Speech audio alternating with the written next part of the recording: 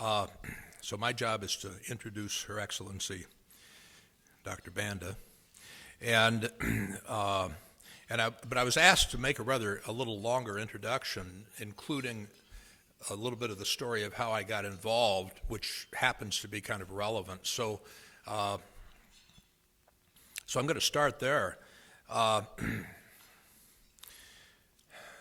I've actually got involved in a lot of countries in areas completely outside my expertise. In fact, every single one has had nothing to do with my area of expertise.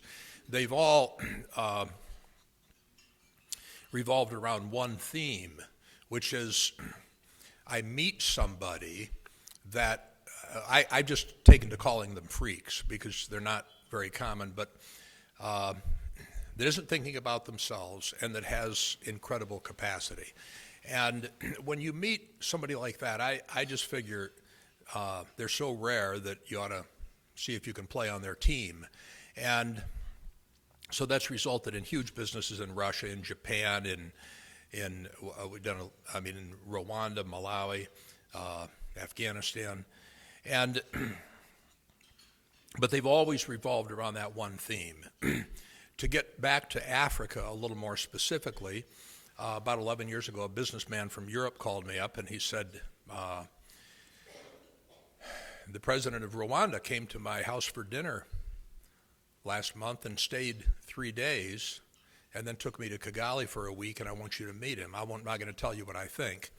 Pretty obvious what he thought, but so I said, okay, next time you're in the States, we'll go to dinner, and we did. When I met President Kagame, I knew in 5 minutes this was one of those freaks, and so I offered to play on the team, and he was gracious enough to take a chance. I don't know why, but and so that's been an interesting trip, and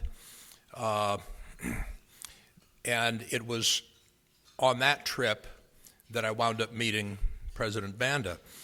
But I'll tell you just a little bit more about how it happened. Although one of your people just reminded me of a little incident that happened on that trip that is also material, so I'll tell you that too. 2 or 3 years into this, I told the president we adopted a strategy of introducing him to the private sector, and I said, the problem is your ministers can't deal with the private, so they haven't got the capacity. He said, I know, you're right. We're going to start an economic development board like Singapore did, and he asked me to be the founder and the CEO. So I moved to Rwanda. Here I'm a Chicago guy, now I'm living in Rwanda, and I'm working for a government. That's even stranger than me living in Africa. And I'm a private sector guy from Chicago. Chicago, the city of the broad shoulder. Come on, you guys. And anyway, one of the first week I was there, we looked at the doing business rankings and decided to see if we could move Rwanda up in the doing business rankings. We were number 143 in the world. 8 months later, we were number 67. But here's what's interesting about how it happened. As I surveyed the whole government, because most of the things that you had to do to move up in the doing business rankings were government things, there's an executive branch, there's a legislative branch. Rwanda's legislative branch is the only legislature in the world that has a majority of women. And we said, here's the strategy. Half of the things we have to do are controlled by the legislature, half are controlled by the executive. We're not going to work on anything controlled by the executive. We're just going to work on the legislative. And that move from 143 to 67 was exclusively the legislature that did it, and it was because of the nature of this place that's run by women. They just are no nonsense, get the job done. It's not like, here in our country, you say the most difficult thing in the world is an act of Congress. There, it's the easiest thing in the world. In the third world, the women do 80% of the work. They take 90% of the responsibility. They have about 5 to 10% of the power. And if you can figure out a way to somehow shift power in their direction, that alone will change a country faster than anything else you can do. Well, that was an experience I had in Rwanda. But while I was there, I met this little girl. She looked like a little girl. She's about 23, but from Malawi, who had moved to Rwanda because she was so excited about what was happening there and she wanted to be a part of it. This girl was incredible. Well, she wasn't thinking about herself, but she had incredible capability. And she was a little sassy, but in a nice way. And I said, okay, you're on the team. So, because I was hunting for those kind of people to be the key team members. A few months later, she said, well, by the way, my aunt was just elected vice president of Malawi. And I said, really? And somehow, right then, I smelled that these two, I'd never met her aunt, but I knew they had the same chip. I don't know how. It was just one of those things you smell. And later she introduced me to her aunt, Vice President Joyce Banda at the time. And I was right. They had the same chip. Incredible capacity, not thinking about themselves, and kind of sassy, but in a nice way. So I went to Malawi a few times. I went and looked at the projects they were running. And I'll tell you, if you're a private sector entrepreneurial kind of guy, you can walk into a business or a project, shake hands with the person running it, and sometimes you know right then what's going on. And that's how these were. A lady would come out that was running it, and you looked in her eyes and you knew that she was nothing but getting the job done. But then you looked under the hood and so on, and in each case, that's what was happening. These were the kind of people that Joyce Banda had running all these little operations, doing whatever they were doing, empowering women, taking care of orphans, feeding them, educating them, a whole array of things. But these are things that sometimes you take one look and you know this thing is being run like it should be run, and it's run by local people, not by some foreigner coming in telling them what to do. So that was very impressive. Basically, I joined the team just like I did President Kagame's, and that's how we've gotten to, so well before she became president. So we knew each other well by the time that happened. But of course, we were kind of scheming for the day when, because we figured she was going to wind up being president.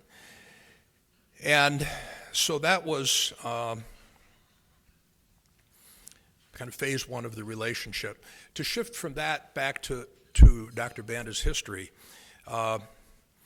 she grew up the son of a policeman, which is not a high class job in Malawi back then, but he was a pretty cool guy, and he paid to get the kids educated, but then she wound up in a horrible, an abusive marriage with 3 kids. And in Malawi, that's basically a life sentence. You're stuck. Well, she decided not to be stuck. She picked up the kids and left, and then had to solve the problem of economic survival. So she started a business, and then another business, and then another business, and she helped, and she got to where she was helping other women start businesses, and nothing to do with politics. Formed the National Association of Business Women, and this thing became huge. And that's when she first got some recognition. Sorry about that. At the international level, and got an award, $50,000, and then took that money and used it to start a girls' school. Now, people always talk about politicians and are they doing what they're doing to show off or whatever, but I think the best thing is you don't look at people's mouth, you look at their feet. And if somebody gets $50,000 in Africa when they haven't got a lot of money and they take it and use it when they're not running for any office, that just tells you a lot. So Joyce has been doing that kind of stuff from clear back when she went through the trouble herself and she realized what it's like. And this is another thing about Africa. A lot more people have suffered a lot more. They've had a lot more hardships, and I just think it grows a lot more character and ingenuity and capacity. And so I found an unusually large number of what I call freaks in Africa. She was one of them, but the background, I think, helps explain it. In other words, this wasn't somebody that went straight through and got a PhD and then said, okay, I got a PhD, I'm not qualified to be a minister. It didn't work that way. She started out at the bottom. She figured out how to make things work, survived economically, and helped a lot of other women survive economically, and eventually got recognition so that finally then the government brought her in as Minister of Gender and Community Services. She was the one that then enacted the then dormant domestic violence bill. Later, she was appointed foreign minister. And in '09, when President Mutharika, who had been popular his first term but had become unpopular, realized he was going to lose, he decided that in order to win, he better put Joyce Banda on the ticket, which he did and took 70% of the vote. Once he was elected, then it was a different picture because she was more popular than him, so then he did everything he could to bury her. And this is kind of where we floated into the picture. It was just safety was a concern, but the president was doing everything he could to quarantine the vice president. In fact, when the big public committees finally wrote letters to him telling him what to straighten out, this was one of the main things that they rebuked him for. He was taking Malawi straight down the Zimbabwe road. He fixed the currency prices. If you wanted fuel, you waited 12 hours roughly to get, and then you get 4 or 5 gallons. So a full tank would have cost you roughly 50 hours waiting in lines. And the country was just in a death spiral. He died 2.5 years ago, and his brother promptly attempted a coup. He'd been grooming his brother to take over. And Cashgate later explained why. The coup didn't work, and Joyce Banda became president. As president, I'm just going to mention a couple things. I mean, the first thing that needed to be done was to devalue the currency.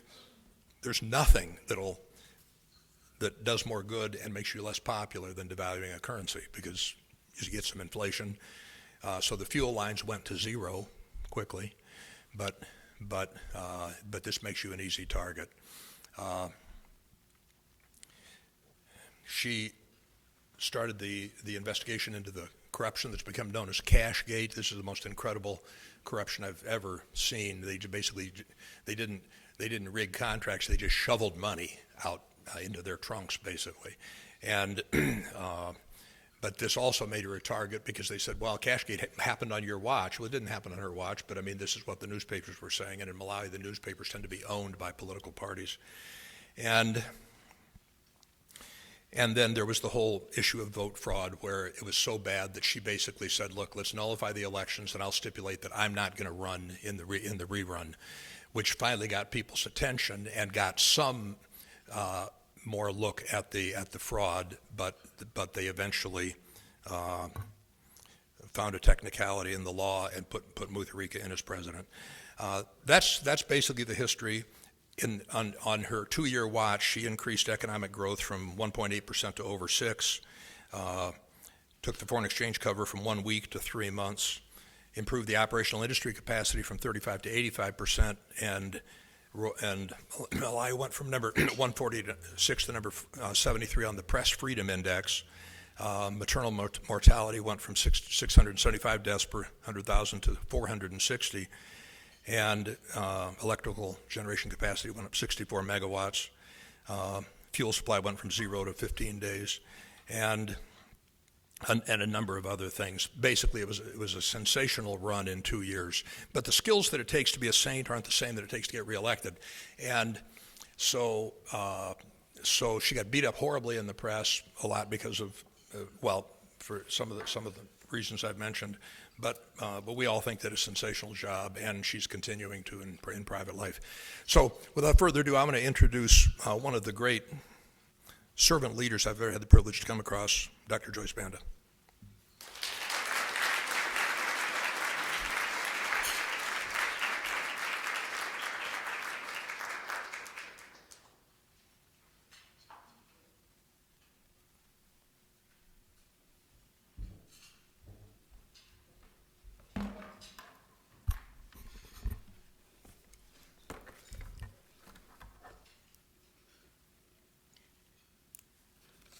Distinguished ladies and gentlemen, it's a great honor and privilege for me to be here to address the Chicago Council on Global Affairs during this Women and Global Development Forum. I've been asked to speak on the following: by protecting and investing in women, fighting corruption and empowering women, Africa may be able to solve many of its endemic problems and fully engage in the global economy. What priorities do African leaders need to set in order for their continent to thrive? How can the international business and civic communities support these efforts? This, distinguished ladies and gentlemen, is an important debate, especially now at a time of great hope and opportunity for Africa. Here in America, this is more important following the US-Africa summit that President Obama hosted a month or two ago. In this regard, I want to thank the organizers of this forum for inviting me to speak to this distinguished audience. As we all know, the 20th century was difficult for Africa. Although independence from colonial rule in the 1950s and 60s brought with it hope and enthusiasm, this political independence did not necessarily correspond with the socio-economic independence that the majority of our people had aspired for. Too often, Africa failed to harness the talent of the people and the wealth of the countries, especially its youth and women. Undoubtedly, the history of Africa's independence cannot be complete without mentioning the role of women and youth of the continent played during the struggle for independence. Most of the founding fathers of African countries were young men and women at the time. The main challenges to development in Africa are poverty, lack of opportunity, and lack of income. Because of poverty, most of families go hungry and are food insecure, which in turn impacts on child development and growth. Research tells us that the brain development, the main development takes place between 0 to 6 years of age. That is why for me it's very important to focus on nutrition in Africa. These circumstances negatively affect the development of the child's brain in the first 1,000 days if there's no proper nutrition for the pregnant woman and the newborn child. As a result of this, 40% of the children in Malawi are stunted and malnourished due to poor feeding. Africa, at that time, did not invest in her children. These are the same people that must grow up to be our citizens on the continent. The situation has now improved. That's the good news. The Child Health Days campaigns and provision of vitamin A to women and their newborn babies 6 weeks after birth and up to 5 years of age, including nutrition support, are showing positive impact. For example, Malawi has introduced the Option B Plus program, which puts every pregnant woman who is HIV/AIDS on ARVs straight away. This results in all children being born AIDS-free. And our hope is that we are creating an HIV/AIDS-free generation. It is very important to invest in the first 1,000 days of a child and promote early childhood development programs if we have to bring up healthy adults. Despite that, our local community setups do not provide protection for children. Most families fail to adequately protect and invest in children because of lack of income. As a result, they fail to send their children to school because of poverty and lack of income.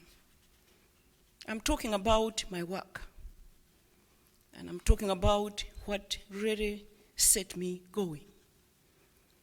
There is nothing I have promoted in my life that I didn't learn from experience. So like any other African woman, mother, grandmother, allow me that when I speak, I'll add little stories here and there. In my tradition, when a girl child was born, particularly when I was born, you were named after your grandmother. Your grandmother took charge. She was only not going to name you, but to bring you up, to turn you into the perfect wife in the future. So my grandmother was sitting in this clinic with me on her laps when this white British lady midwife, who had come to set up the small clinic in the village, came for her rounds in the morning and asked my grandmother through an interpreter, "That's a beautiful baby. What is the name going to be?" And all my grandmother needed to do was to say, "Oh, well, tell her she'll take my name." But no, my grandmother says, "Well, ask her what her name is." My grandmother was a very powerful woman in the village. Ask her what her name is, and this gentleman said, "What is your name?" She wants to know, and said, "My name is Joyce." She said, "Yeah, that's what the name is going to be. But this child is going to be an important woman just like yourself." So I ended up being Joyce. And I had to take her name later on because it deprived me of a lot of authority in the village, because then I didn't become the matriarch I was supposed to be in my family if you don't take that name. But what happened a few weeks later is that when she then told my father about her right to bring me up, my father said, "No, I'll bring up my daughter because I want my daughter to go to school." And my grandmother says, no. And so they had to compromise.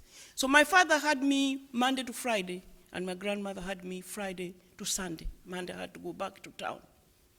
Every Friday when I got home, there was a friend of mine waiting by the roadside from the village. Her name was Chrissy. She would meet me and tell me all about village life, and I would tell her what had happened in town during the week. I remember the first time I spoke on the phone, I went back to her telling her how I could hear there's somebody else at the other side. And she wondering how that could ever be. She was brighter than me. She went to the village school, I went to the urban school. She was always first in her class. I was number 2, number 3 in my class. We went all the way to the end of primary school. We were both selected to the best girls' schools in Malawi, Providence Secondary School, and she went to St. Mary's Secondary School. She went one term. I came back the following term, she wasn't by the roadside.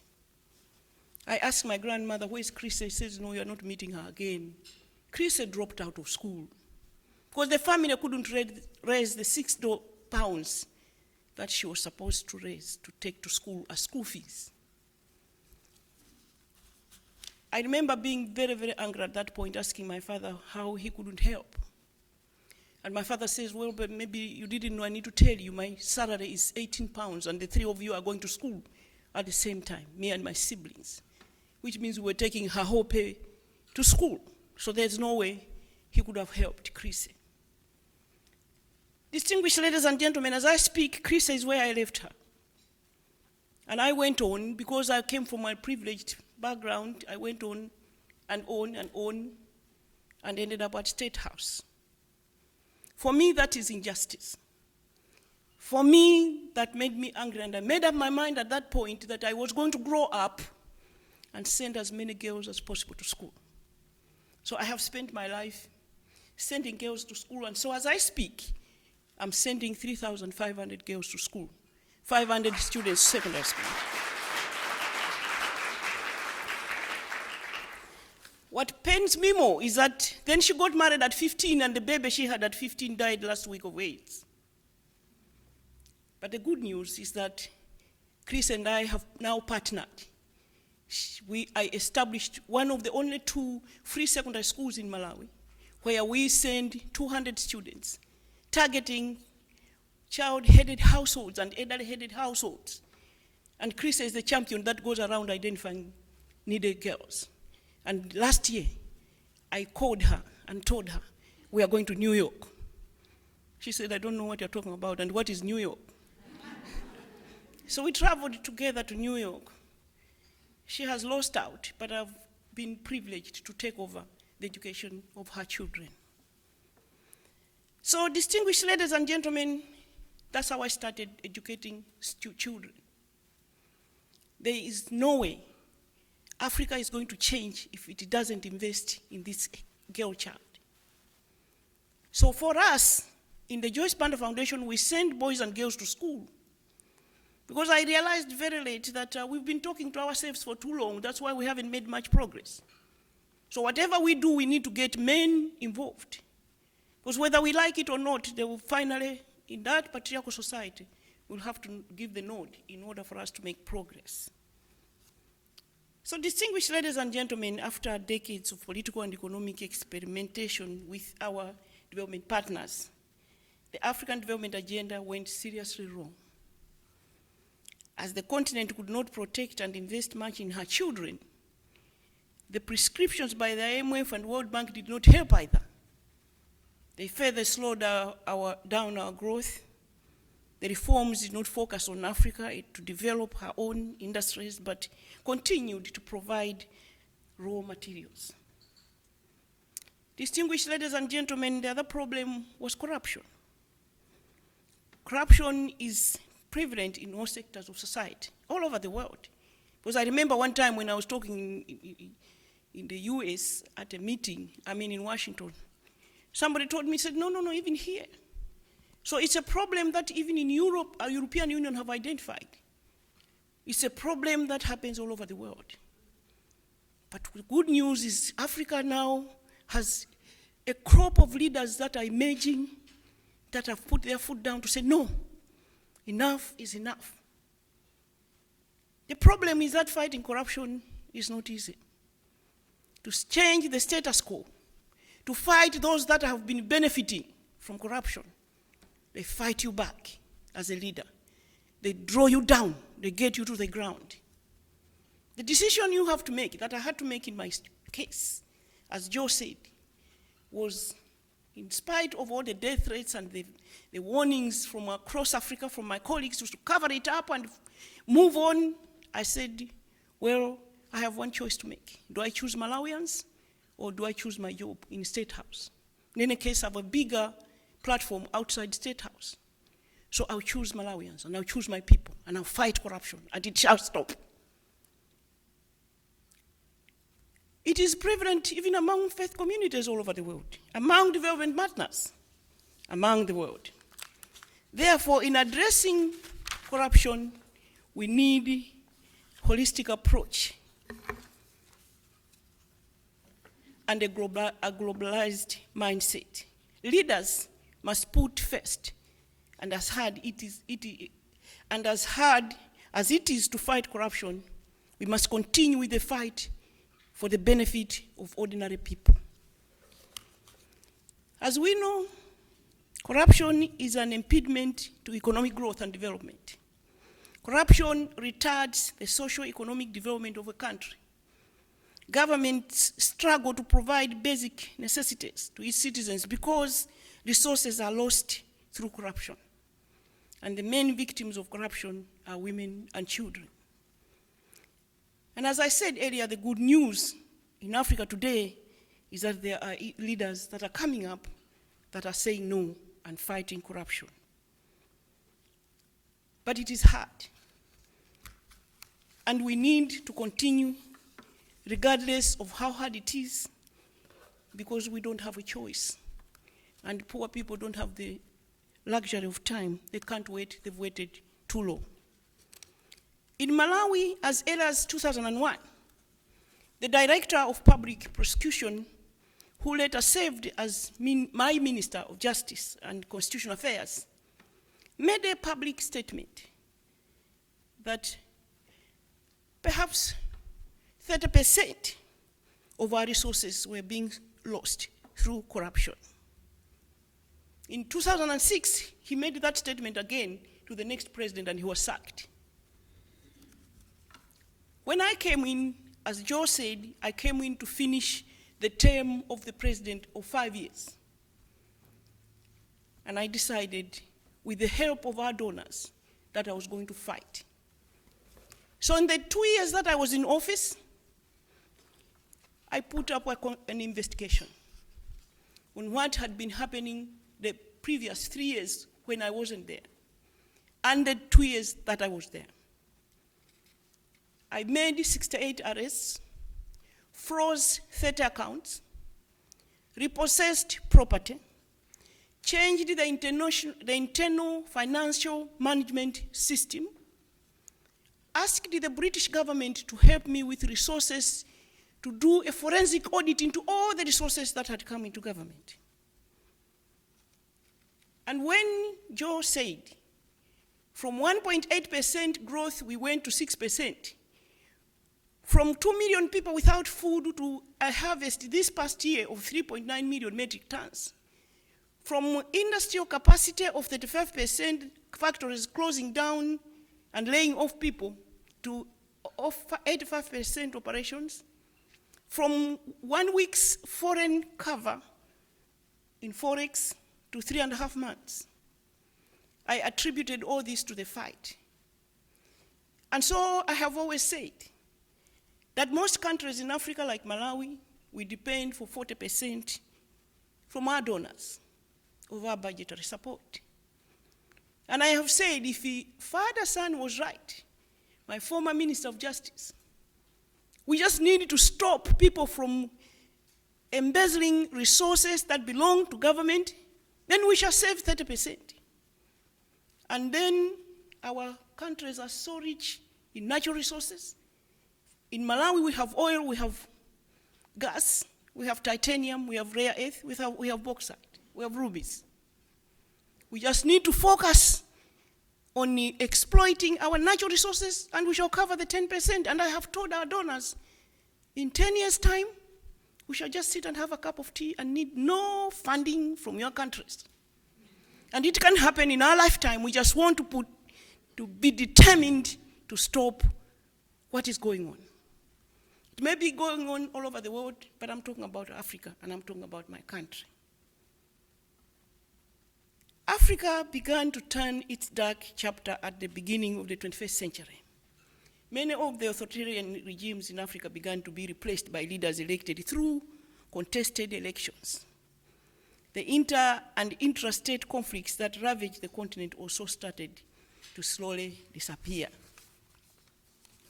Furthermore, Africa's macroeconomic governance has gradually improved, and this, coupled with better prices for Africa's commodities, enabled the continent to achieve high growth rates in the first decade of the new century. Indeed, in the last 2 decades, a significantly different picture of Africa has emerged. And some of us that are Africans are really proud to be African because of all the positive things that are happening on the continent. In 2010, McKinsey, a renowned management consultant firm, described African countries as lions on the move, and we are. McKinsey's view of Africa was validated 2 years ago as the World Bank commented that Africa could be on the brink of an economic takeoff, much like China and India were 20 years ago.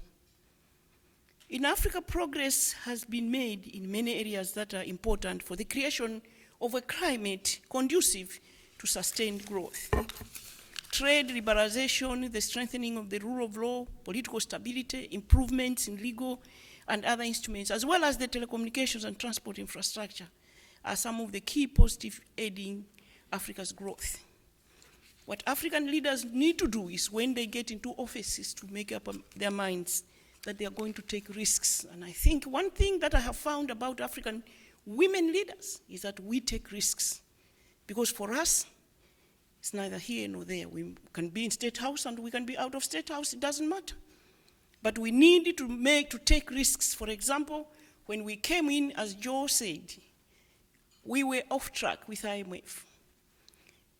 We needed to devalue our currency by 49%. And the previous presidents were not willing to do that because that means you giving away your votes. But I said to Malawians, let's do it. You need to stand by me. We need to swallow this bitter pill for us to get to a better place. And I'm grateful to the World Bank for coming in to support me with money to cushion the pain on the poor. In 100 days, we drew the economic recovery plan. So by the time we celebrated 100 days, fuel was back, Forex was back, and the donors were back. And so, for example, in the 1960s to the year 2000, what also affected Africa was the coups in sub-Saharan Africa, averaged 1 military coup per year. However, from 2000 to 2014, the occurrence of coups in Africa have significantly dropped, as the records show, one coup in the decade. In the 1980s, there were 3 truly free elections in sub-Saharan Africa, and in the last decade, there were more than 25. In addition to political reforms, the combined effects of economic and financial reforms have added to the positive outlook for the continent.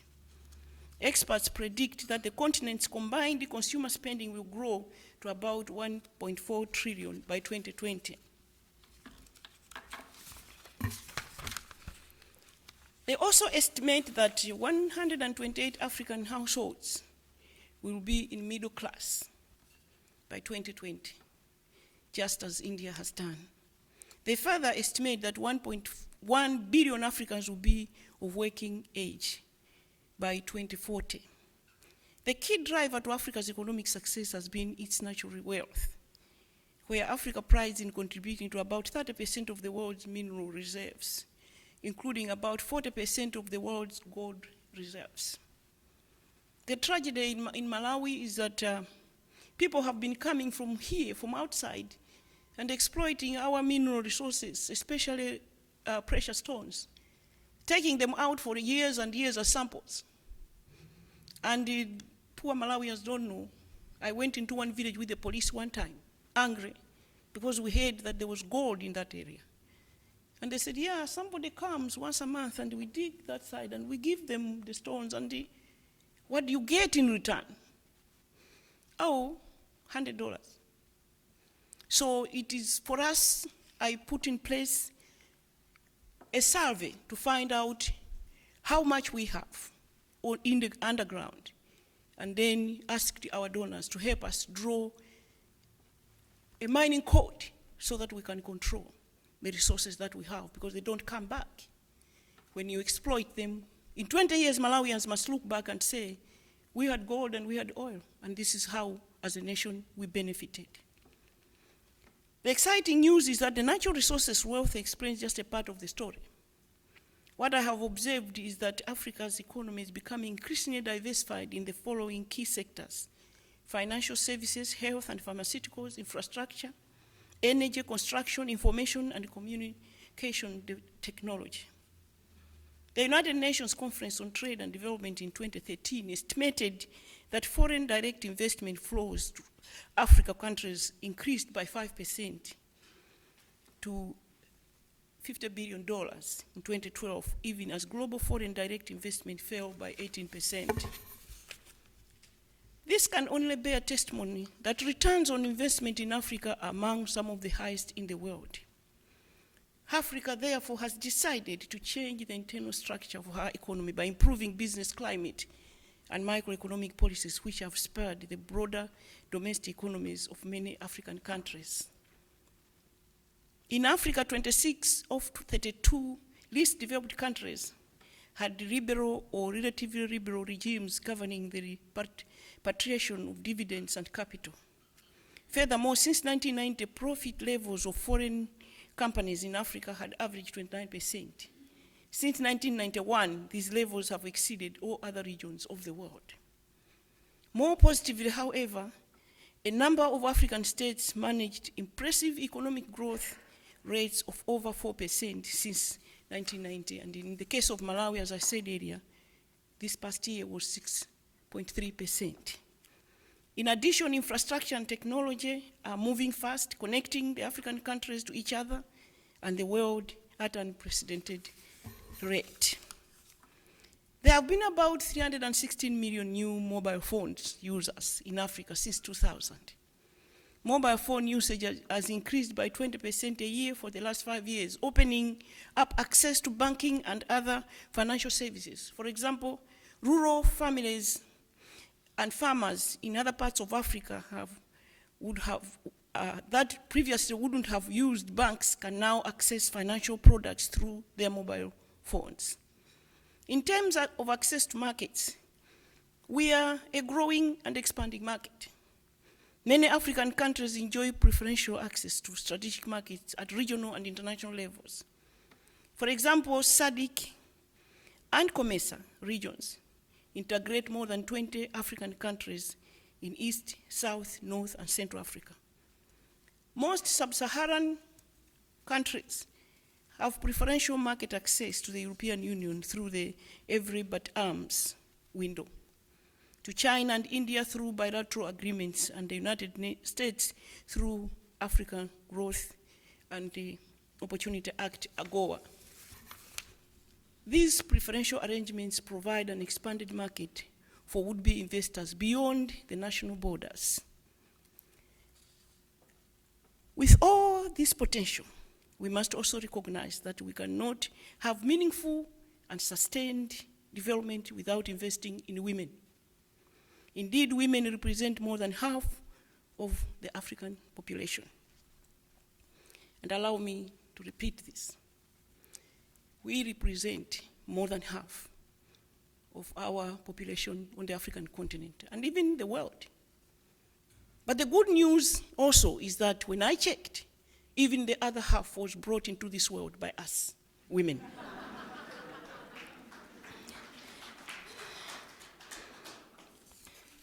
Yet, they represent far less half of the formal economic activity.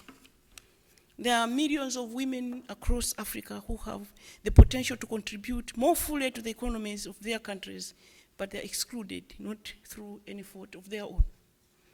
In many parts of the world, especially in Africa, men participate in the economy and public office more than women. These gender gaps range from 12% in the developed economies to 50% in the Middle East and Africa. For almost 30 years, I have been in the women's movement, assisting women gain social and economic empowerment through business and education. Between 1987 and 1999, I founded and built the National Association of Business Women that reached 20,000 women. And by 1997, with 50,000 women, it was the strongest network of rural business women in Malawi. An impact study funded by USAID showed that 73% of those women had grown out of poverty in 10 years. That 84% of those women had gained respect and were able to make decisions about their lives at household level. That 40% of those women had grown from informal sector to small and medium enterprises. The study also showed that children born in these families were able to go to school. The women were able to take up leadership in their communities and contributed to their household upkeep. The study further showed that most women who stood for public office were those who had attained economic empowerment through business. It is because of this work that the Hunger Project gave me an award in 1997. I used my $50,000. The prize money was $100,000. And I co-shared this award with President Chisano of Mozambique. And I remember telling him, look, you don't need the $50,000. Give it up. Give it to me. Because when he came to New York, he brought a band of ministers, cabinet ministers. He was a state president. And I was a grassroots mobilizer. And I brought 17 rural women to New York. They beat drums all over the streets. But I took my 50,000, went back home. And so allow me at this point to recognize Joe Ritchie and the support that he has given to the Joyce Banda Foundation, because I established the Joyce Banda Foundation. And allow me to bore you with statistics, because that's what will make sense. With $50,000, I started the Joyce Banda Foundation. And with the support we have received, and I think 75% of that from Joe Ritchie, we've been able to start 3 schools. And as I said earlier, in addition to that, sending 3,500 girls to school. We have started 30 orphan care centers with 30,000 children. And the power of partnership is what I'm talking about. It saddens me when people come to Africa with international NGOs and believe they can do it on their own. There's good leadership on the ground. And there are a lot of Joyce Bandas there. And being poor is not being stupid. We know what to do to get ourselves out of the situation that we are in. What we are looking for is partnership. So when Joe came, this was a smart partnership. he started investing in the Joyce Banda Foundation. But there's also an organization in Utah called New Skin. I think they are in the manufacture of beauty products. But in their foundation, they provide Vitamil. They pay for nutritious packs of food that they donate to Malawi, to an organization that reaches out to NGOs like ours. So for the past 6 years, we've been feeding 30,000 children in our orphan care centers, providing early childhood education. And so talking about the 6 years that I talked about, but also providing them with 1 meal a day, because most of them are orphans. So if they are in an abusive home, at least they will have had 1 nutritious meal a day. In our free secondary school, which is only one of 2 secondary schools, we provide 1 meal a day from New Skin, but also a gentleman based in Pittsburgh by the name of Dr. Neham, I think I'm pronouncing it well, provides containers of pre-cooked meals. So this child, who is 14, 15, looking after siblings because they've lost both parents, goes home with a pack of a meal for 4, for 6, that they can just boil for 4 minutes, and they have a meal for their siblings. We have established within the Joyce Banda Foundation an organization of market women, which is a sister organization to the Liberian Ellen Sirleaf Market Women, and they have exchange visits. 550,000 that have been provided with business opportunities, and all that was sponsored by Joe's company here. What happens in a few months, if you give a woman an opportunity, is unbelievable. In fact, this one woman said, I need to meet Joyce Banda. In fact, I brought her to New York as well last year. She was a street child, sleeping under the bridge with her mother. She doesn't even know her father. She told me that the time she slept in a house was when she was 16 years old. She came to the Joyce Banda Foundation. We gave her the first opportunity to go into business. As I'm speaking now, her child just wrote me a letter last month thanking me for providing those opportunities to her mother, because he has graduated with a Bachelor of Education, and he's going on to do his master's. And this lady now is well married. Her husband is a pastor, but she has also built a building in her village and donated it to the village, to the church in the village. What I am saying is that we can do it, and we are ready to do it in my country. My worry and my anger is that we have failed the women of Africa and of the world. Because the Millennium Development Goals, 3 and 6, are the ones that we are not going to achieve by 2015. And they are the ones that most affect women. And I'm talking to the women's movement here, sitting here in this room, that we should feel guilt about this. But I said 15 years ago at the World Bank that we can do it.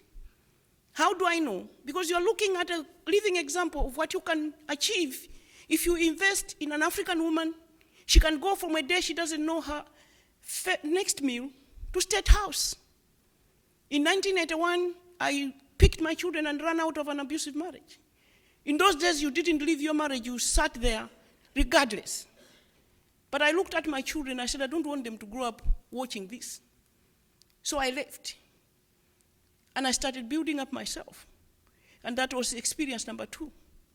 I said, what about those that are not as brave as me to walk out of abusive situations? I'll run with my children.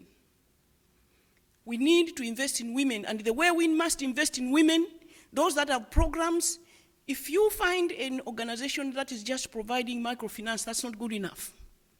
If you find an organization that is just providing maternal health support, that's not enough. We need to take a holistic approach.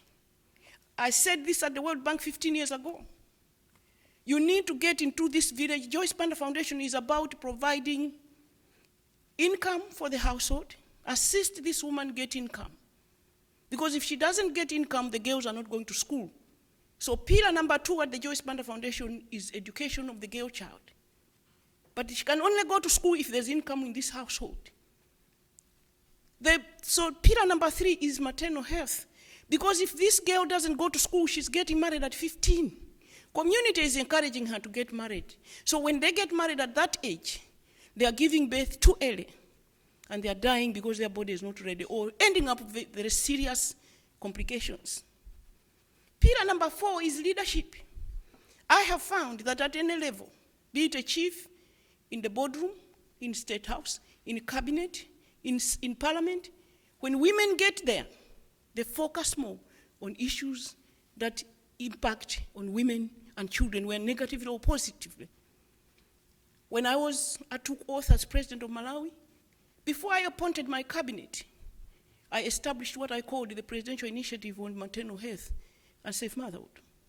And that's how we were able to reduce maternal death from 675 per 100,000 to 460.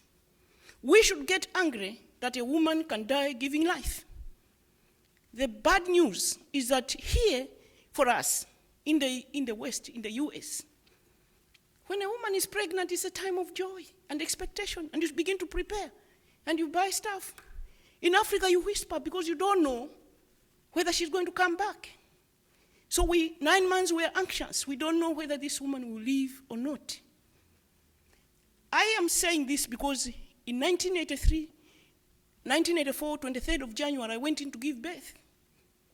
And I suffered what they call, maybe there are doctors in the room, what they call postpartum hemorrhage. And I was dying. And nobody understands how I survived. But my husband just happened to have a friend who was a gynecologist. Brought him over and saved my life. And I woke up. And I decided that of the issues that I was going to fight for in my life is to ensure that no woman must die giving life. So in smart partnership again, I engaged the private sector in Malawi. And in the last 2 years, we have built 24 holding homes. So women can get to the clinic and stay there for 2 weeks so that when labor starts, she's close to trained personnel. Distinguished ladies and gentlemen, I'm sorry that I've taken too long, but I thought that I should end this way. It is about partnership. It is about partnership. Where I come from, there are so many Joyce Bandas. I must forever be grateful to the USAID government because this government invested so much in me along the way. That's why I'm here. But I know that there are so many waiting there that can be supported, that you can go into partnership with. If the Joyce Banda Foundation alone, in the Joyce Banda Foundation, we have a youth program that we have partnered with the Jack Brewer Foundation here of 850,000 youths. So if you've been adding the totals, it's 1.3 million people from this Joyce Banda alone.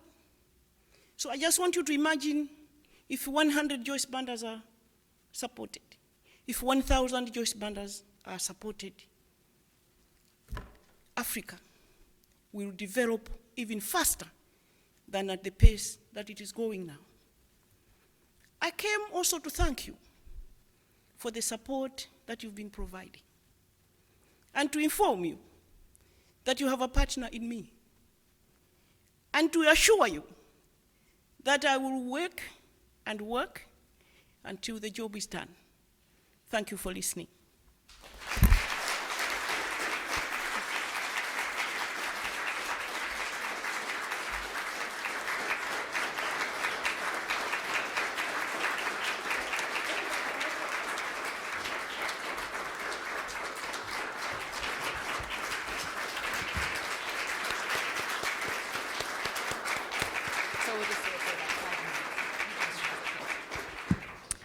Thank you very much, Dr. Banda. Dr. Banda's kindly agreed to take a few questions from the audience. We just have a few left.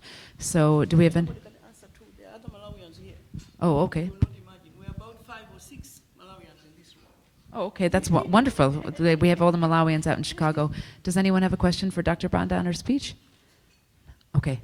Yeah, sorry. I can't see. Oh, yes, right over there. The young woman right there, please. Thank you. There's a mic beside you. Thank you. Good afternoon, Dr. Banda, and thank you so much for your speech.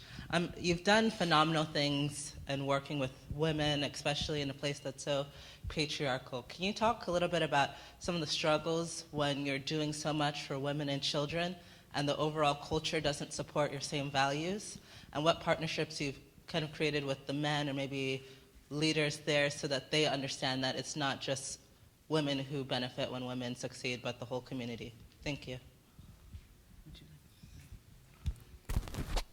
Yeah, surprisingly, what I have learned over the past few years is that men were more supportive than women. And we find that on the African continent, men created space earlier than men in America to allow women to go to State House. I look back at my time in government, and I've said several times this week that I have never had an opportunity to see anybody, any man, undermining me because I was a woman while in office. And I'm surprised, totally surprised. Where all this negative stuff came from is from fellow women. And fellow women, not rural women, but professional women. Professional women and maybe patriarchal society, but maybe in the church, maybe they'll say, but she's a woman, she needs to know her place. But actual work in government, I got more support from men than even from women. What I did, what I did also, was to take advantage of my position in State House to appoint fellow women to leadership positions. So in Malawi, by the time I left, the Chief Justice of the country was a woman. The Chief Secretary, Head of Civil Service was a woman. The Solicitor General was a woman. The 2 deputy governors of the Reserve Bank were women. The Deputy Inspector General of the Police was a woman. 8 district commissioners were women. So together I made 100 appointments. Unfortunately, they are no longer there, but I did my best. Yeah. Thank you. Next question. Okay, well, maybe I'll just ask you one final question. If you could talk a little bit about when we were speaking earlier about helping eradicate child labor in Malawi, because that was very topical. Could you talk to us about how you did that when you went into office and enacted legislation to eradicate Malawi of child labor? Several things that we did straight away when I came into office was to look at the laws, the bad laws, and repeal them. So the press freedom, we went to Parliament and removed a law that allowed the minister to ban a newspaper if they said anything against government, and several other laws. But I was also shocked to learn when I was the gender minister that having children work on farms, tea estates or tobacco estates is also regarded internationally as trafficking in human beings. I didn't realize why our ranking was bad. So I decided to tackle the issue of child labor. And so last year I banned the use of children on tobacco farms and tea estates. Well, that's real progress. Ladies and gentlemen, that's all we have time for today. Please join me in thanking Dr. Banda for her comments.